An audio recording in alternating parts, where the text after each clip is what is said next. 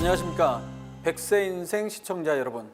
오늘은 건강기능식품 바로 알기 그 네 번째 시간 비타민에 대해서 알아보도록 하겠습니다. 자, 비타민에 대해서 이야기를 하기 전에 먼저 몇 가지 좀 약간은 어려운 개념에 대해서 좀 설명을 하고 시작을 하겠습니다. 우리가 활성산소란 말 많이 들었죠? 산소 같은 여자란 말도 들어보신 적 있습니까? 그냥 산소는 일단 긍정적이고 좋은 걸로 인식이 되어 있죠. 근데 활성산소란 건요, 정식 명칭이 활성산소종이라고 합니다. 영어로는 Reactive Oxygen Species, 그래서 우리가 약자로 ROS라고 보통 얘기를 하거든요. 그럼 활성산소종이 뭐냐? 활성산소종.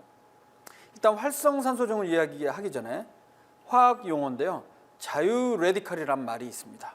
이 자유레디칼이라는 건 뭐냐면 짝짓지 않는 전자를 갖고 있는 원자단을 말하는데 매우 불안정하기 때문에 자기가 안정되기 위해서 주변의 세포막이나 혹은 DNA 여러 가지 물질로부터 전자를 하나 뺏어요. 그럼 어떻게 돼요? 짝짓지 않은 전자 하나밖에 없었는데 전자를 뺏어오니까 딴딴따단 아무튼 안정이 되지 않습니까? 근데 문제는 전자를 뺏긴 세포막이나 혹은 특히 DNA 같은 경우는 전자를 뺏으면 구조뿐만 아니라 기능에도 문제가 생길 수가 있어요. 그 과정을 산화 과정이라고 얘기를 합니다. 전자를 뺏기는 과정을 산화 과정이라고 얘기를 하는데, 이렇게 뺏기게 되면 DNA나 세포막 여기에 손상을 입게 되죠.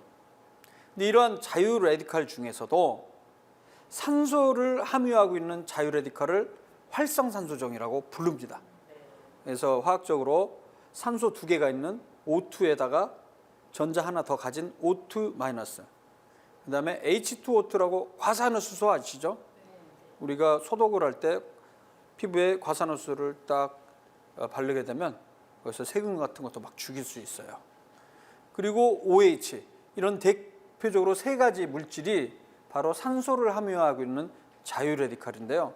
얘네들은 또 별명이 유해산소라고도 합니다. 그냥 산소는 우리 몸에 일반적으로 좋은 걸로 생각이 되는데, 이게 짝짓지 않는 전자를 갖고 있는 자유레디칼을, 즉 산소를 포함하고 있는 자유레디칼 활성산소종은 유해산소가 됩니다. 그럼 어떤 문제가 발생하느냐? 이 활성산소종은 만들어지자마자 자기가 안정이 되려고 세포의 DNA나 세포막으로부터 전자를 뺏는 산화 공격을 하면서요, 결국에 세포의 DNA가 손상을 입게 되면 원래 정상 세포는 수명이 딱 정해져 있어요. 시간이 지나면 죽게 되어 있는데 그건 DNA에 의해서 결정이 되는 건데, 이렇게 활성산소종의 공격을 받아갖고 전자를 뺏기는 산화 공격을 받게 되면 안 죽는 세포로 바뀌게 돼버립니다. 안 죽는 세포가 뭐냐?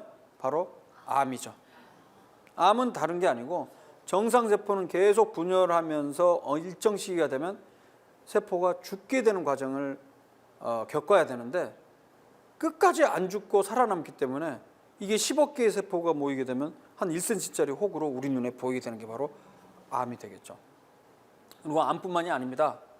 혈액 내에서는 LDL 콜레스테롤, 나쁜 콜레스테롤도 콜레스테롤부터 전자를 뺏어서 콜레스테롤을 산화시켜요. 그러면 이 콜레스테롤은 산화가 된 상태에서는 동맥벽에 잘 쌓이게 돼서 동맥경화가 진행이 되면서 심혈관 질환이 발생하죠. 그것뿐만이 아니고 노화까지 촉진합니다. 정리하면 활성산소종은 암이나 심혈관 질환 그리고 노화를 촉진하는 아주 나쁜 유해 물질로 알려져 있습니다. 이러한 활성산소종들은요, 담배를 많이 피우거나 자외선을 많이 쬐거나 어떤 특정 음식을 많이 먹거나 방사선을 많이 쬐거나 이런 여러 가지 원인에 의해서 우리 몸에 활성산소종의 농도가 높아질 수가 있어요. 그렇게 되면 우리는 암이 잘 생기고 심혈관 질환이 잘 발생하고 빨리 늙게 된다. 그런데 말이죠, 다행히도 과일과 채소에는요, 이러한 활성산소종을 방해하는 우리 몸에 좋은 물질들이 풍부합니다. 그걸 통칭해서 뭐라고 그러냐면 항산화제라고 하죠. 왜? 항산화제는 자신의 주변에 전자가 많이 있어 갖고요, 활성산소종에 짝짓지 않는 전자에게 전자를 미리 줘버립니다. 그럼 활성산소종이 안정이 되니까 활성산소종이 하는 나쁜 일들, 암을 유발시키거나 심혈관 질환 발생하는 것을 막을 수가 있죠. 그래서 항산화제 그러는 거예요. 그러면 이런 항산화제는 어디에 많이 있냐? 바로 과일과 채소에 많이 있죠. 대표적으로 어떤 게 있냐 살펴보겠습니다. 우리 지금 현재 발견된 비타민이 A, B, C, D, E, K 이 정도가 있거든요. 근데 이 비타민 중에서도 비타민 C와 비타민 E는 강력한 항산화제 기능을 갖고 있어요. 그러면 비타민 C랑 비타민 E를 만약에 충분히 많이 먹으면 어떻게 돼요? 암도 예방하고 심혈관 질환도 예방할 수 있고 오래 살 수 있다는 거죠. 비타민 C는 어디에 많습니까? 오렌지, 귤 뭐 이런 데 많이 있고, 비타민 E는 식물성 기름, 땅콩 이런 데 많이 들어있어요. 그리고 파이토케미칼이라는 용어가 있어요. 파이토란 말은 식물이란 뜻이고요. 케미칼은 화학물질이기 때문에 식물 속에 들어있는 화학물질인데 대표적으로 베타카로틴, 당근, 시금치, 호박에 많이 들어있어요. 그리고 토마토, 수박 같은 붉은색 채소나 과일에 들어있는 게 바로 라이코핀. 콩 많이 먹으면 콩 안에 이소플라본이라는 여성 호르몬과 구조가 유사한 성분이 있고요. 녹차에 카테킨, 그리고 적포도주에 있는 레스베라트롤, 이런 것들이 대표적인 식물성 화학 물질이면서 항산화제 기능이 아주 뛰어난 물질들이 되겠습니다. 지금 제가 예를 든 것이 가장 대표적인 천연 항산화제입니다. 즉 이런 비타민 C, 비타민 E, 베타카로틴, 라이코펜 등등 항산화제가 풍부한 음식을 골고루 자주 먹으면 그야말로 암이나 심혈관 질환도 예방하고 오래 살 수 있다는 그런 장점이 있다는 것이죠.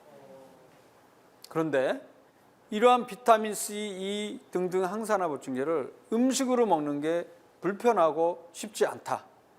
아주 간편하게 약의 형태로 하루에 한 번만 딱 먹으면 얼마나 편하겠어요. 그래서 만들어진 게 비타민제, 항산화 보충제, 종합 비타민제가 되겠습니다. 그래서 보충제란 표현은 비타민 C, 비타민 E 등 항산화제를 과일이나 채소 등 음식이 아닌 약의 형태로 인체에 공급되는 제제를 통칭합니다. 그래서 이 보충제는 원료에 따라서 합성이 있고 천연이 있죠. 비타민 C 영양제 중에도 음식, 즉 오렌지나 무슨 사탕수수 이런 거를 통해 원료로 해서 천연물로부터 추출한 비타민 제제들이 있는가 하는 반면 아예 그냥 실험실에서 제조를 해서 만든 합성 비타민이 두 종류가 있다는 것이죠. 이 비타민 시장 규모가 상당히 큽니다. 미국만 하더라도 옛날 자료이긴 합니다만 20조 이상이 되고요. 미국의 일반인들의 반이 매일매일 비타민을 먹고 있다고 해요. 그리고 특히 암을 진단받은 사람들은 비타민이 많이 먹으면 암에 좋을 거라는 그런 소문들이 있기 때문에 약 70% 정도가 복용하고 있다고 합니다. 우리나라 사람들도 최소한 20% 이상은 비타민을 복용하고 있다고 알려져 있죠. 그리고 연간 시장 규모도 수천억 원, 요즘 뭐 1조까지도 아마 추정이 되고 있습니다. 이럴 정도로 비타민은 많은 사람들이 현재 건강을 목적으로 사용을 하고 있습니다. 그런데 말이죠, 2007년도에 미국 의학협회지에 그 이전 동안 전 세계적으로 발표된 47편의 질적 수준이 높은 임상시험만을 종합한 무슨 분석? 메타 분석 결과가 나왔습니다. 그 결과 놀랍게도 비타민 A, 비타민 C, E, 베타카로틴, 셀레늄과 같은 비타민이나 항산화 보충제를 복용하는 경우에 그렇지 않은 경우보다 오히려 사망률이 5% 높았다는 충격적인 연구 결과죠. 원래의 연구 목적은 비타민이나 항산화 보충제가 암이나 심혈관 질환을 줄일 수 있기 때문에 사망률을 낮출 수 있다는 가설에 출발해서 메타 분석을 시행했는데 정반대로 오히려 사망률이 높은 것으로 나타났죠. 놀라운 연구 결과입니다. 또 우리 사망에 제일 중요한 영향을 미치는 게 심혈관 질환 아닙니까? 그래서 저는 비타민 및 항산화 보충제와 심혈관 질환에 대해서 기존에 발표된 50편의 임상시험을 종합한 메타 분석 결과를 2013년도에 영국의학저널에 발표를 했습니다. 역시 비타민 항산화 보충제 복용하든 안 하든 심혈관 질환의 발생에는 차이가 없었다. 즉 효과가 없다는 연구 결과를 발표했습니다. 미리 만든 엄격한 기준에 의해서 모든 이 주제와 관련된 연구 결과를 다 종합한 것이고요. 이런 학술지에서는 이 분야의 세계적인 전문가들이 동료 심사 평가를 해줍니다. 그래서 그것이 이 연구가 출판하기에 충분한 근거가 있는 경우에 발표되는 것이니까 제 연구 결과가 비록 실수나 문제가 있다 손치더라도 결코 엉터리 주장이라고 볼 수는 없다는 것을 강조하고 싶습니다. 그러던 와중에 가장 최근 자료를 보면 미국 복지부 유관 단체인데요. 질병예방서비스특별위원회 USPSTF라고 하는 단체에서는 암이나 심혈관 질환의 예방을 목적으로 종합 비타민 등을 공고하거나 공고를 반대할 근거가 불충분하다고 결론을 내고 있습니다. 그 얘기는 자료가 부족하다는 것이죠.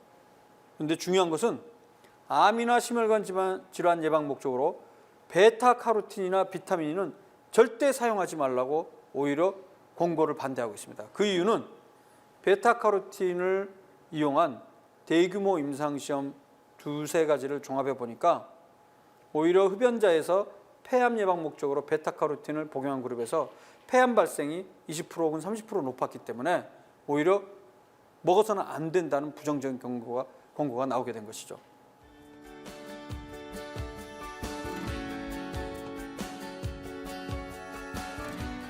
자, 그러면 이제 비타민 C로 한번 들어가 보겠습니다. 비타민 C 권장 섭취량 지난 시간에 제가 말씀드렸을 것입니다. 영국은 하루에 40mg 권장하고 있고요. 세계보건기구는 45mg, 우리나라는 100mg을 권장하고 있습니다. 그러니까 이 일일 권장 섭취량이라는 개념이 사실은 그렇게 과학적인 개념이 아니라는 걸 제가 말씀드리고 싶습니다. 즉, 영국 사람들은 우리나라 사람에 비해서 과일과 채소를 적게 먹는 편이에요. 서양 국가들은 대부분 그렇습니다. 그렇기 때문에 서양인들, 영국 사람들 100명을 쭉 늘어섰을 때 권장 섭취량 순으로 늘어났을 때 2.5 등에 해당하는 사람, 많이 섭취하는 사람이 대략 40mg밖에 안 된다는 것이죠. 우리나라 사람들은 100mg까지 되니까 100mg을 먹으라고 하는 거고. 그러니까 현재 권장 섭취량 자체가 건강과 직결되거나 인과관계가 있다고 얘기하기는 그거는 말할 수가 없거든요.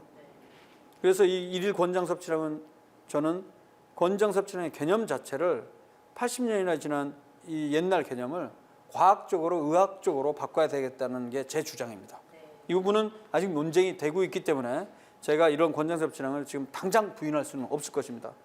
어쨌든 비타민C 하루에 100mg 권장하고 있는데 1960, 70년대부터 노벨상을 탔던 사람이 비타민C는 100mg 수준이 아니라 1000mg, 수천 mg, 10,000mg 이상 먹어야 된다는 주장을 해왔습니다.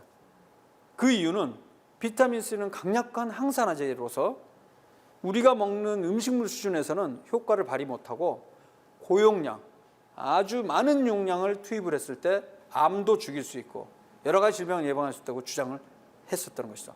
그래서 이러한 주장을 한 사람이 바로 라이너스 폴링이라는 노벨 화학상을 받은 분이고 사실 이분은 의사가 아닙니다. 근데 이분도 사실은 이러한 비타민C 고용량 요법에 관심을 갖게 된 게 동료 다른 교수로부터 그런 얘기를 듣고 주장하기 시작했고요. 또 이 사람이 연구 논문도 쓰면서 효과 있다는 논문을 발표하기 시작했죠.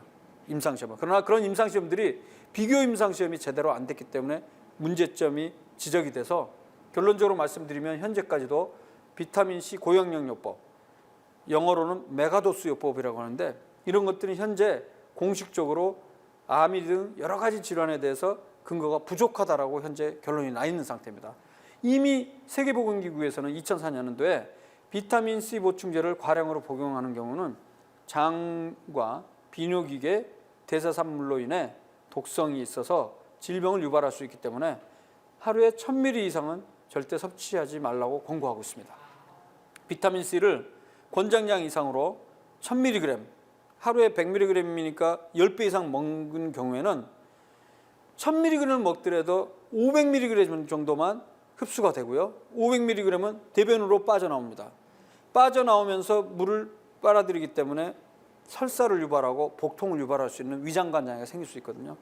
그리고 흡수된 비타민C의 일부는 최종 산물이 옥살레이트로 변하는데 이게 신장, 비뇨기 쪽에 쌓이면서 결석의 위험성이 높아지는 경향이 있습니다. 그리고 드문 경우에는 적혈구가 깨지는 현상도 있을 수 있다고 세계보건기구에서는 경고를 하고 있습니다. 다시 아까 말씀드렸지만은 고용량 비타민C 요법, 즉 비타민C 메가도스 요법이 공공연하게 인터넷이나 여러 가지 매체를 통해서 선전이 되고 있는데요. 이것은 현재 사람을 대상으로 한 임상적 시험에서 그 효능이나 안전성이 입증이 확실히 되지 않은 방법이기 때문에 권장할 수가 없습니다. 그리고 또 많은 사람들이 비타민C 자주 먹으면 감기가 예방이 된다고 알고 있을 겁니다. 하지만 이미 전 세계적으로 발표된 29편의 임상시험을 종합한 메타 분석한 결과 비타민C 보충제를 고용량으로 먹어도 먹지 않은 사람과 비교해서 감기 빈도가 차이가 없다는 것이 이미 결론이 나와 있습니다. 그리고 일부에서는 고용량 비타민C를 주사했을 때 피로 회복이 도움이 된다는 주장을 하기도 하는데요.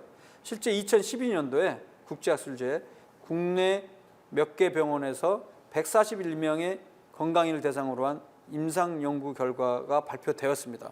이 연구 결과 결론에 따르면 비타민C를 1000mg, 즉 권장 섭취량의 100배에 해당하는 비타민C 고용량을 주사로 넣었을 때 생리식염수 군, 가짜 약에 해당합니다.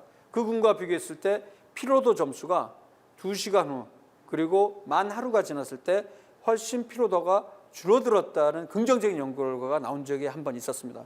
그러나 제가 이 논문을 자세히 들여다보니까 그 점수, 피로도 점수가 얼마나 좋아졌냐면요. 하루 10점이 가장 피로도가 높다고 했을 때 기본적으로 5점대 평균적으로 되는 사람들을 대상으로 해서 연구를 했는데 예를 들어 비타민C 고용량 그룹은 70명에서 평균 5.6이었는데 피로도 점수가 4.9로 떨어졌습니다. 대략 0.7 정도 떨어진 건데요. 자, 한번 제가 질문을 해볼게요. 우리 김인우 아나운서님, 요즘 피로도 점수 0점에서 10점으로 봤을 때 몇 점 정도 되십니까? 10점이 가장 높은 거예요? 예, 10점이 가장 필요한 겁니다. 주관적으로. 4점? 4점? 네. 오, 생각보다 피로도가 적네요. 네. 일이 별로 없으신가요? 평균적으로 한 5점 정도 나오거든요. 어떠세요? 6점? 6점? 저는 5점. 5점. 저는 3점. 3점. 아유, 굉장히 편하게 사시네. 아, 좋습니다. 필요가 없다는 거는. 그러니까 평균적으로 대략 5점이 나왔어요. 그런데 주사로 비타민C 고용량을 맞았어요. 근데 다음 날 됐는데 물어보니까 5.6이라고 답한 사람이 약 5로 됐다. 이건 사실은 1점 차도 안 나가는 거거든요. 이거는 70명을 평균을 내보니까 5.6에서 4.97로 0.7 떨어졌다는 통계적으로는 의미는 있을지 모르겠지만 실제 피로도가 좋아질 정도면 5점인 사람은 예를 들어서 2, 3점으로 낮아지거나 아니면 아예 5점의 피로가 있었는데 이 주사를 맞았더니 개운하게 피로가 없어졌다든지 0점이 됐든지 이래야지 임상적 의의가 있는 거거든요.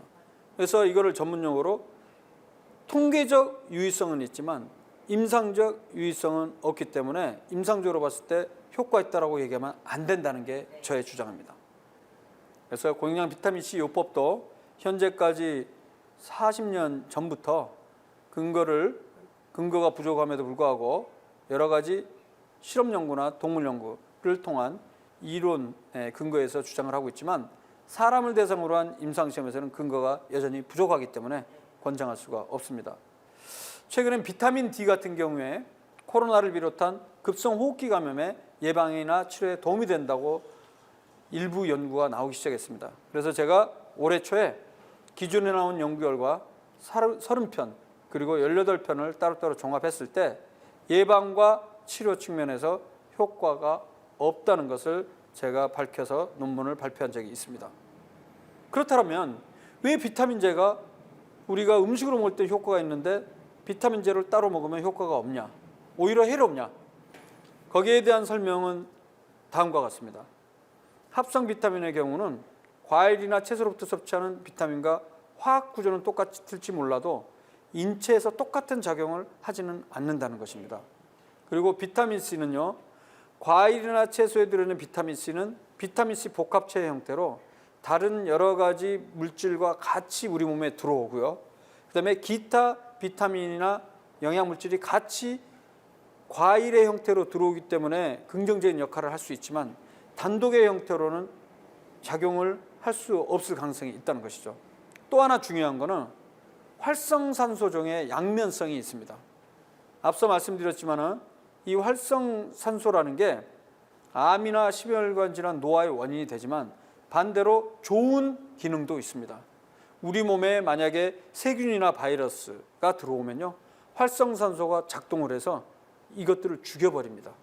그러니까 활성산소는 우리 몸에 해로운 역할도 하는 반면에 이로운 역할도 하는 이중성을 갖고 있는데, 우리가 인위적으로 음식이 아닌 형태로 고용량의 항산화제를 너무 오랫동안 자주 먹게 되면 이 활성산소종이 씨가 마를 정도로 농도가 낮아지게 되면 오히려 우리 면역 기능, 즉 외부로부터의 침범한 이물질에 대해서 저항할 수 있는 능력이 떨어져서 사망률이 높아질 가능성도 있다는 것이 지금 현재 설명이 되겠습니다. 그래서 요약을 하자면 비타민 그리고 각종 항산화 보충제는 우리 건강에 도움이 되기는커녕 오히려 사망률을 높일 가능성도 있고 암 예방의 효과도 관찰되지 않고요, 방광암 혹은 폐암의 위험성도 높일 수가 있습니다. 그래서 세계암연구기금이나 미국 암협회에서는 비타민 등 항산화 보충제를 권장하지 않고 있습니다. 그래서 현재로서는 비타민 항산화 보충제는 건강에 도움이 된다는 근거가 부족하기 때문에 과일과 채소를 골고루 섭취함으로써 건강을 유지하시기를 바랍니다. 자, 오늘은 비타민에 대해서 이야기를 했습니다.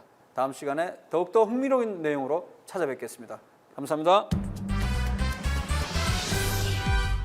네, 교수님 강연 잘 들었습니다. 오늘 강연 중에서 한 가지 다시 한번 중요한 거 강조해 주신다면요?